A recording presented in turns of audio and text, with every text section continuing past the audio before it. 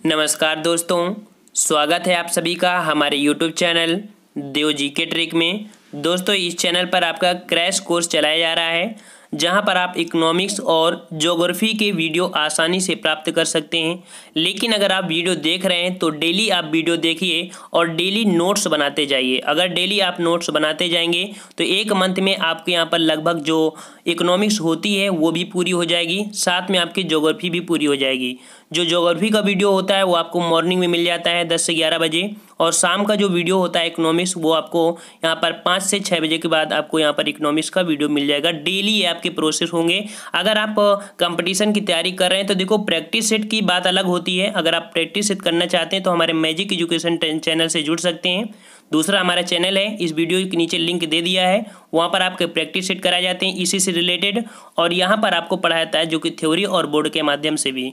तो फ्रेंड्स, अगर आप जुड़ना चाहते हैं तो हमारे चैनल से जुड़ सकते हैं। हम लोग यहाँ पर स्टार्ट करते हैं, जो कि आज की क्लास है। यहाँ पर हम लोग पढ़ेंगे मुद्रा और साथ में पढ़ेंगे यहाँ पर बेरोजगारी संबंधित जितने भी हमारे क्वेश्चन होते हैं डिटेल में यहाँ पर आपको समझेंगे। 10-15 मिनट में आपका ये वीडियो पूरा कंप्लीट हो जाएगा। चलिए, यहाँ पर आपका पहला पॉइंट आपका ये हुआ कि मुद्रा क्या होती है। ठीक है, सबसे पहली बात, मुद्रा क्या होती है। तो देखो, मुद्रा एक ऐसी वस्तु है जो व्यापक क्षेत्र में विनिमय के माध्यम से प्राप्त होती है। विनिमय शब्द आया, विनिमय का मतलब होता है कि हम लोग व्यापार करने के उद्देश्य अर्थात इन्वेस्टमेंट के जरिए ही हम प्राप्त कर सकते हैं। तो मुद्रा एक ऐसी वस्तु है जो व्यापक क्षेत्र में विनिमय के माध्यम से प्राप्त होती है, साथ में उस मुद्रा को राजकीय संरक्षण अथवा मान्यता प्राप्त होती है। मतलब कि आपके पास अगर मुद्रा है कोई भी तो सरकार की मान्यता होगी तभी तो आपकी मुद्रा होगी। अगर ऐसी मुद्रा कोई नहीं हो सकती है, मतलब कि अगर देखा जाए जो चूरन में नोट होती है, क्या उसको राजकीय संरक्षण प्राप्त है? नहीं प्राप्त है, तो मुद्रा नहीं कर सकते हैं। तो मुद्रा वही होती है जिसको राजकीय संरक्षण प्राप्त होती है अर्थात मान्यता प्राप्त होती है, उसे बोलते हैं मुद्रा। ठीक है, चलिए दूसरा हमारा बात आती है कि मुद्रा के प्रकार। तो मुद्रा हमारे दो प्रकार के कार्य करते हैं, एक होता है विनिमय का माध्यम होता है, दूसरा होता है मूल्य का मापन। दो प्रकार से यहाँ पर करते हैं। तो देखते हैं यहाँ पर मुद्रा का वर्गीकरण करते हैं। जैसे मुद्रा का वर्गीकरण, तो मुद्रा का वर्गीकरण कई प्रकार होती है, ऐच्छिक मुद्रा, सस्ती मुद्रा, दुर्लभ मुद्रा, ऐसी आपकी मुद्रा मिलेंगी। तो आपकी पहली हेडिंग है ऐच्छिक मुद्रा। ऐच्छिक मुद्रा मतलब होती है कि आपकी इच्छा पर डिपेंड करना। ठीक है, आपकी इच्छा पर डिपेंड करता है। तो देखिए यहाँ पर पढ़ते हैं, ऐच्छिक मुद्रा वह मुद्रा है जिसे स्वीकार करना मनुष्य की इच्छा पर निर्भर करता है। यदि कोई व्यक्ति इसे लेने से इनकार भी करता है तो उसे दंडित नहीं किया जाएगा। जैसे चेक और ड्राफ्ट, मतलब जैसे आपको चेक दी जाती है, अगर आप नहीं चाहते हैं कि हम नहीं लें, हम डायरेक्ट हैंड कैश लें, तो आप ले सकते हैं, आपको किसी प्रकार की दिक्कत नहीं होगी, दंडित आपको नहीं किया जाएगा। ठीक है, तो चेक और ड्राफ्ट आपके किस प्रकार के हैं? ऐच्छिक मुद्रा। आपसे क्वेश्चन पूछेगा ऐच्छिक मुद्रा क्या होती है, तो ऐच्छिक मुद्रा क्या होती है? जैसे चेक हो गया, ड्राफ्ट हो गया, ये आपके हो जाएंगे जो कि ऐच्छिक मुद्रा। तो फ्रेंड्स, आपको बता दें, ये हम खुद अपने कोचिंग में पढ़ाते हैं, और पढ़ाने के बाद जो हम लिखाते हैं उसको डेली यहाँ पर हम वीडियो बनाते रहते हैं। तो अगर आप चाहते हैं कि हम डेली नोट्स बनाते जाएं और फुल कोचिंग का यहाँ पर आपको आनंद मिलता रहेगा, किसी प्रकार की दिक्कत नहीं होगी, तो आप जुड़ सकते हैं और वीडियो हमारे यहाँ पर डेली आते हैं। नेक्स्ट क्वेश्चन आपका दिया है सस्ती मुद्रा। तो देखो, सस्ती मुद्रा क्या होती है? जब कम ब्याज दर पर मुद्रा मिलती है उसे बोलते हैं सस्ती मुद्रा। ठीक है, जब कम ब्याज दर पर मुद्रा मिलती है उसे बोलते हैं सस्ती मुद्रा। और महंगी मुद्रा क्या बोलते हैं? जब ऊंची ब्याज दर पर मुद्रा मिलती है तो उसे महंगी मुद्रा कहते हैं। ठीक है, जब ऊंची ब्याज दर पर आपकी मुद्रा मिलती है उसे महंगी मुद्रा कहते हैं। अगला क्वेश्चन आपसे पूछा गया है यहाँ पर सुलभ मुद्रा क्या होती है। तो सुलभ मुद्रा क्या होती है? जब किसी देश की मुद्रा की मांग, जब किसी देश की मुद्रा की मांग उसकी पूर्ति से अधिक हो तो उस देश की मुद्रा विदेशी विनिमय बाजार में आसानी से प्राप्त हो जाता है। तो ऐसे देश की मुद्रा को सॉफ्ट करेंसी या सुलभ मुद्रा कहते हैं। ठीक है, जब किसी देश की मुद्रा क्या होती है? उसकी मांग की पूर्ति से, जब उसके पास ज़्यादा तो हो जाएगी ना तभी तो वो देगा ना, तो मांग की पूर्ति से अधिक हो जाती है तो उस देश की मुद्रा विदेशी विनिमय बाजार में क्या होती है? आसानी से प्राप्त हो जाती है, तो उसे सुलभ मुद्रा कहते हैं। और ऐसे देश की मुद्रा को सॉफ्ट करेंसी कहते हैं। ठीक है, चलिए नेक्स्ट क्वेश्चन देख लेते हैं। दुर्लभ मुद्रा। दुर्लभ मुद्रा क्या होती है? तो दुर्लभ मुद्रा जब किसी देश की मुद्रा की मांग उसकी पूर्ति से कम हो जाती है, ठीक है, उसकी पूर्ति से कम हो जाती है, तो उस देश की मुद्रा विदेशी विनिमय बाजार में आसानी से उपलब्ध हो जाती है, उपलब्ध ना हो तो उसे क्या बोलते हैं? दुर्लभ मुद्रा कहते हैं। समझ गए ना? मतलब यही हुआ कि जो उसकी मुद्रा की मांग उसकी पूर्ति से कम हो, जब उसी के पास ही कम हो जाएगी तो तुमको कैसे दे देगा? इसका मतलब है जब उसके पास बढ़ेगा तभी आपको मुद्रा देगा, तो इसका मतलब हो गया दुर्लभ मुद्रा क्या हो गई? समझ गए होंगे। चलिए नेक्स्ट क्वेश्चन आपसे जो क्वेश्चन पूछा जाता है, गर्म मुद्रा क्या होती है? गर्म मुद्रा मतलब होती है हॉट मनी, ठीक है। तो ये क्या होती है? तो जिस मुद्रा का बाह्य मूल्य तेजी से गिर रहा हो उसे गर्म मुद्रा कहते हैं। इसको कह सकते हैं कि मान लीजिए आपका डॉलर इस समय 71 रुपये में चल रहा है, अगर देखा जाए कि 71 रुपये आपको देना पड़ेगा तब आपको $1 मिलेगा, लेकिन यही डॉलर अगर आपका 50 रुपये आ जाए गिरते हुए तो यही होगा आपका हॉट मनी या गर्म मुद्रा। जिस मुद्रा का बाह्य मूल्य तेजी से गिर रहा हो उसे क्या बोलते हैं? गर्म मुद्रा कहते हैं, ठीक है। और गर्म मुद्रा वह मुद्रा होती है जिसे शीघ्र पलायन की स्थिति आ जाती है, और ऐसी स्थिति में क्या होता है कि उस प्रकार की मुद्रा को मतलब कि खत्म ही कर दें, इसके बाद दूसरी मुद्रा आ जाती है। इस प्रकार की मुद्रा आपको होती है शीघ्र पलायन की स्थिति की मुद्रा को बोलते हैं गर्म मुद्रा, ठीक है। चलिए अगला क्वेश्चन आपसे पूछा गया है विमुद्रीकरण। तो विमुद्रीकरण क्या होता है? तो आप जानते हैं कि पैसा जो चलायमान है अगर उसको नष्ट करके या कह सकते हैं कि उसे रद्द कर दे और दूसरा कोई लाया जाता है तो वही यहाँ पर समझना है विमुद्रीकरण। तो देखिए, जब सरकार पहले से चलने में विद्यमान या चलाए में जब सरकार पहले से चलायमान में विद्यमान मुद्रा को रद्द कर देती है अर्थात अवैधानिक घोषित कर देती है तो उसे विमुद्रीकरण कहते हैं। भारत में अब तक 3 बार, ठीक है, कितनी बार? भारत में अब तक 3 बार विमुद्रीकरण किया जा चुका है। कितनी बार किया गया है? 3 बार। मतलब क्या होता है? ब्लैक मनी की ऐसी स्थिति आ जाती है, ठीक है, ब्लैक मनी की स्थिति आ जाए या कह सकते हैं कि ज़्यादा से ज़्यादा पैसा सामने दिखाई नहीं देता, ऐसी स्थिति में क्या होता है कि विमुद्रीकरण कर दिया जाता है।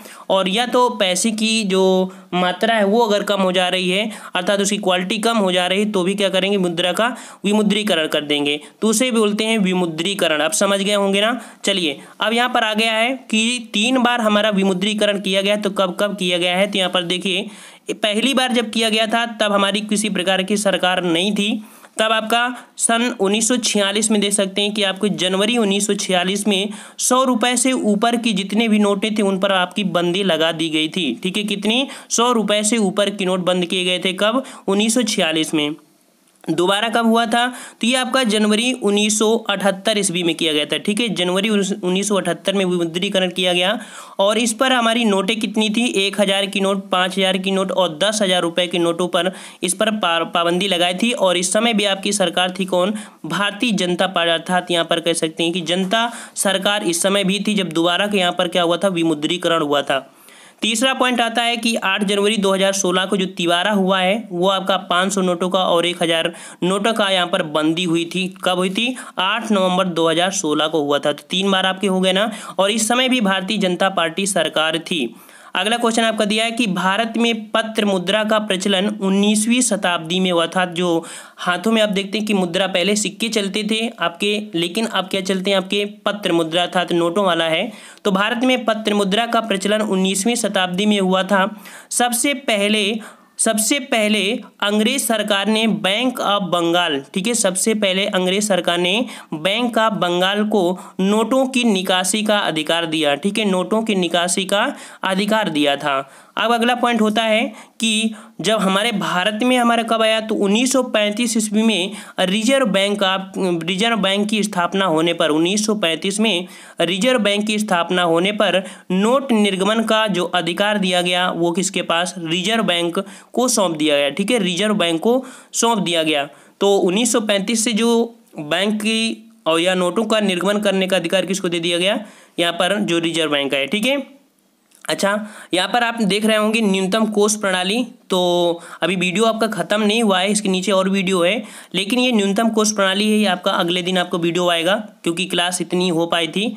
अगला क्वेश्चन यहाँ पर दिया है औद्योगिक बेरोजगारी, ठीक है। बेरोजगारी संबंधित मतलब जो व्यक्ति बेरोजगार होता है तो बेरोजगार कहेंगे। अब बेरोजगारी भी कई प्रकार की होती है, जैसे कि आपकी औद्योगिक बेरोजगारी, मौसमी बेरोजगारी, साथ में आपकी होती है अदृश्य बेरोजगारी। ये क्या होती हैं, इकोनॉमिक्स में इनको समझना जरूरी है, तभी हम लोग बेस को मजबूत कर पाएंगे और प्रैक्टिस सेट को आसानी से कवर कर पाएंगे। ठीक है, तो यहाँ पर दिया है औद्योगिक बेरोजगारी। तो औद्योगिक बेरोजगारी क्या होती है, जब कोई व्यक्ति गाँव से शहर की ओर जाता है। ठीक है, जब कोई व्यक्ति गाँव से शहर की ओर रोजगार के उद्देश्य से जाता है, लेकिन उसे समय से रोजगार नहीं प्राप्त हो पाता है, इस प्रकार की बेरोजगारी को औद्योगिक बेरोजगारी कहते हैं। मान लीजिए कि कोई व्यक्ति है और अगर वो बेरोजगार है तो क्या करेगा, शहर जाएगा। शहर क्या होता है, तो शहर वो होता है जहाँ पर 75% जनसंख्या आपकी क्या हो, उद्योग से संबंधित हो, या कह सकते हैं कि 75% जनसंख्या वो गैर कृषि हो, अर्थात कृषि से संबंधित ना हो, उसे बोलते हैं शहर। और साथ में क्या हो, 5000 लोगों से अधिक वहाँ की जनसंख्या हो, उसे शहर बोलते हैं। तो जब शहर में जाता है और उसे समय से जॉब नहीं मिल पाती है, अर्थात उसे रोजगार नहीं मिल पाता है, उसे बोलते हैं औद्योगिक बेरोजगारी। ठीक है, समझ गए। चलिए नेक्स्ट यहाँ पर समझते हैं मौसमी बेरोजगारी। मौसमी बेरोजगारी क्या होती है, अर्थात जैसे मौसम आपका बदलता है ना, वैसे यहाँ पर इसकी बेरोजगारी बदलती है और ये भारत में ज़्यादा होता है। तो देखिए, मौसमी बेरोजगारी प्रायः कृषि क्षेत्र पर पाई जाती है, क्योंकि भारतीय कृषि मौसम परिवर्तन के दौरान व्यक्तियों को भी बेरोजगार प्राप्त नहीं कर पाता है। इसका मतलब शुद्ध ऐसे समझिए कि मौसमी बेरोजगार प्रायः कृषि क्षेत्र में पर पाई जाती है। क्यों, ऐसे समझिए कि जैसे कृषि है तो कृषि लगा दी जाती है, 3-4 मंथ बाद आपकी फसल कटती है, तो भाई जब कटती है तब तो आप दारू पनीर वगैरह खाएंगे, लेकिन अगर मान लीजिए फसल लगाए हैं तो भैया 4-5 साल क्या करोगे, 4-5 मंथ क्या करोगे ना, तो वो आपकी बेरोजगारी हो गई ना। तो वही बेरोजगारी होती है मौसमी बेरोजगारी, जो मौसम के अकॉर्डिंग आ जाती है, अर्थात कभी आपके पास पैसा होगा और कभी नहीं होगा। और ये स्थिति होती है कहाँ पर, खेतों को ही देखने को मिलती है। तो मौसमी बेरोजगारी समझ गए ना कि मौसमी बेरोजगारी प्रायः कृषि क्षेत्र पर पाई जाती है, क्योंकि भारतीय कृषि मौसम परिवर्तन के दौरान व्यक्तियों को कोई भी रोजगार प्राप्त नहीं कर पाती है। ऐसी स्थिति को मौसमी बेरोजगारी कहते हैं। नेक्स्ट क्वेश्चन यहाँ पर देख लेते हैं, दिया है तकनीकी बेरोजगारी। तो भाई तकनीकी बेरोजगारी क्या होती है, तो तकनीकी बेरोजगारी मौसम परिवर्तन होने के कारण, ठीक है, तकनीकी जो परिवर्तन यहाँ पर तकनीकी बेरोजगारी क्या होती है, तकनीकी परिवर्तन होने के कारण उत्पन्न होने वाली बेरोजगारी को तकनीकी बेरोजगारी अथवा घर्षणात्मक बेरोजगारी कहा जाता है। और यह बेरोजगारी आपकी अल्प अवधि के लिए होती है। इसको समझिए, बात ये होती है तकनीकी बेरोजगारी में कि मान लीजिए आपकी कंपनी है और कंपनी में किसी प्रकार का प्रोडक्ट बन रहा था, लेकिन किसी कारण से तकनीकी प्रॉब्लम आ गई, जिसके कारण से उस दिन उनकी छुट्टी कर दी गई। जिस जो भी लेबर लगे थे उनकी छुट्टी कर दी गई। 1-2 दिन के लिए बोल दिया गया कि जब ये सही हो जाएगा तब आपको बुलाया जाएगा, लेकिन वो 2 दिन की सैलरी उनको नहीं दी जाती, अर्थात इस समय की स्थिति को बोलते हैं तकनीकी। इसी कारण यह बेरोजगारी अल्प अवधि होती है, क्योंकि 2 दिन में तो वो सही हो जाएगा, इसलिए इसे बोलते हैं तकनीक, अर्थात बेरोजगारी होती है अल्पकालिक होती है। ठीक है फ्रेंड्स, नेक्स्ट क्वेश्चन यहां पर देख लेते हैं, शिक्षित बेरोजगारी। तो शिक्षित बेरोजगारी क्या होती है, इसको समझिए कि शिक्षा होते हुए भी बेरोजगार है यदि किसी व्यक्ति को उसकी योग्यता के अनुसार रोजगार उपलब्ध नहीं हो पाता है, उसे शिक्षित बेरोजगारी कहते हैं। समझ गए होंगे कि मान लीजिए आप पढ़े लिखे हैं और आपको अपनी शिक्षा के अनुसार से रोजगार नहीं मिलता है, तो उसे क्या बोलेंगे, शिक्षित बेरोजगारी। मान लीजिए कि आप पढ़े भी हैं और आप बतासे पानी वाले बेच रहे हैं, तो ये क्या बेरोजगार है, मतलब उसकी योग्यता के अनुसार नहीं है, और पेट पालने के लिए तो कुछ ना कुछ तो करना ही पड़ेगा भाई। ठीक है, तो ये होता है शिक्षित बेरोजगारी। नेक्स्ट क्वेश्चन आपका दिया है अल्प बेरोजगारी। अल्प बेरोजगारी, तो भाई अल्प बेरोजगारी क्या होती है, यदि कोई व्यक्ति कार्य करने के लिए इच्छुक है, ठीक है, कार्य करने के लिए इच्छुक है, लेकिन उसकी क्षमता के अनुसार रोजगार उपलब्ध नहीं हो पाता है, वैसे जो रोजगार होते हैं उसे बोलते हैं अल्प। मान लीजिए आपके अंदर जो कैपेसिटी है, आप 12 घंटे तक काम कर सकते हैं, वैसे भारत में ऐसा किसी को दिया नहीं गया कि 12 घंटा करें, 8 घंटा ये होता है लिमिटेड का काम। तो 8 घंटा एक आपकी अंदर की कैपेसिटी होती है, लेकिन आपके अनुसार काम नहीं मिलता, आपको पार्ट टाइम काम मिल जाता है 4 घंटे का, तो यही होती है आपकी अल्प बेरोजगारी। आप समझ गए होंगे ना।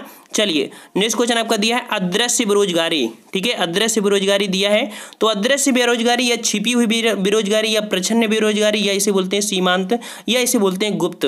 ठीक है, तो ये बेरोजगारी जो आपको दिखती नहीं है, ठीक है, दिखती नहीं है, मतलब है ये कैसी आपको समझाने का प्रयास कर रहे हैं। जैसे कि मान लीजिए कृषि क्षेत्र लिया जाए, क्योंकि भारत में ऐसे प्रकार की बेरोजगारी ज़्यादा है।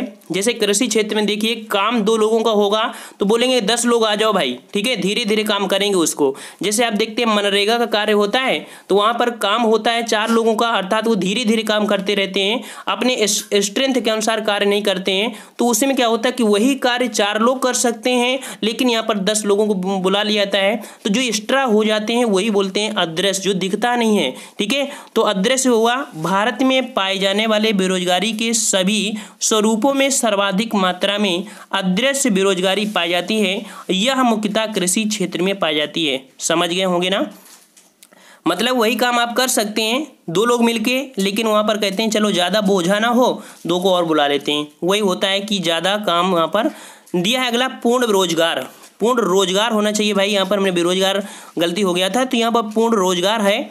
और पूर्ण रोजगार का मतलब है रोजगार, आपको पूरा रोजगार मिल रहा है। इसका मतलब है कि उस व्यक्ति को 8 घंटे की दर से रोज मिलेगा। कब तक? 273 दिन तक। जब किसी व्यक्ति को प्रति 8 घंटे की दर से संपूर्ण वर्ष में 273 दिनों तक रोजगार उपलब्ध हो जाता है तो उस व्यक्ति को पूर्ण रोजगार कहा जाता है, ठीक है, उसे पूर्ण रोजगार कहा जाता है। आपका ये हो जाएगा पूर्ण रोजगार, ठीक है। तो फ्रेंड्स, इतने हमने यहाँ पर जो कि आज के टॉपिक में इतना हमने कंप्लीट करवाया है। और जो अगला हमारा जो वीडियो आएगा वो आपका कोष प्रणाली से संबंधित होगा, जो कि यहाँ पर देख सकते हैं हेडिंग पड़ी हुई है न्यूनतम कोष प्रणाली। और इसी के साथ अगला जो वीडियो होगा वहाँ पर हम लोग ये पढ़ेंगे कि आपकी जो मुद्रास्फीति होती है, और इसके बाद जीडीपी क्या होती है, जीएनपी क्या होती है, भारत की राष्ट्रीय क्या होती है, प्रति व्यक्ति आय होती है, वो आपके अगले वीडियो में मिलेगा कल आपको ऐसी समय में, ठीक है फ्रेंड्स। तो मिलते हैं हम लोग नेक्स्ट वीडियो में। अगर आपको वीडियो अच्छा लगता है तो लाइक भी करिए, और अगर आपको चैनल अच्छा लगता है और हमारे प्रैक्टिस सेट यहाँ पर जाके देख सकते हैं हमारे जो कि बना है प्लेलिस्ट आपकी, तो प्लेलिस्ट में आपको अदर नोट्स भी मिल सकते हैं, साथ में आपको बोर्ड के माध्यम से मिल सकते हैं। तो अगर आपको अच्छा लगता है तो वीडियो को लाइक करने के साथ साथ सब्सक्राइब भी कर लीजिए, साथ में बेल आइकन को दबा लीजिए। हम लोग मिलते हैं नेक्स्ट वीडियो में, तब तक के लिए धन्यवाद। जय हिंद, जय भारत।